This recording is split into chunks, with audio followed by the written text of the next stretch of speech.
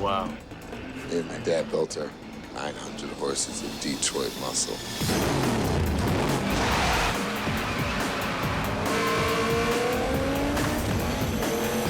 There's something very interesting about Dom's car. The real car that he loves is coveted. It's garage.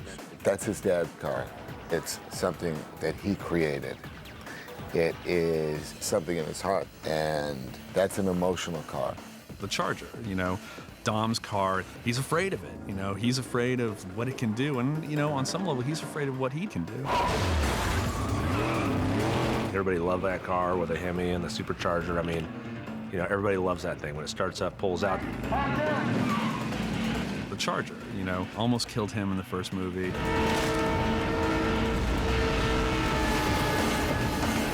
Just when you thought that was it was a tie, it's over, bang. The shot where my Charger flips over is done by some of the best stunt coordinators. I will forever be in awe. When we did the final climactic big pipe ramp, you know, pipe ramps have been done a lot of times, but not as realistic as we've done. This is all done live, done real, no CG, one take. A very strong stunt, but one that was worthy to be the last stunt in the movie.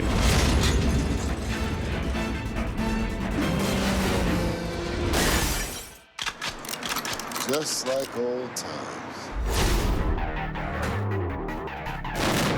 If you bring Vin Diesel back, you need to bring that Charger back with him. We're going to see Vin's Charger from the first one rebuilt. I think it was a very good call. You know, you bring that back because not only is it just an awesome-looking car, but there's something more to it. You know, it tells a story. It represents the soul of Dom, you know? It's definitely overpowered like he is. Chargers were extremely hard to find. We basically, with those cars, we actually bought total rust buckets. I mean, cars that typically you wouldn't want to purchase for a restoration job.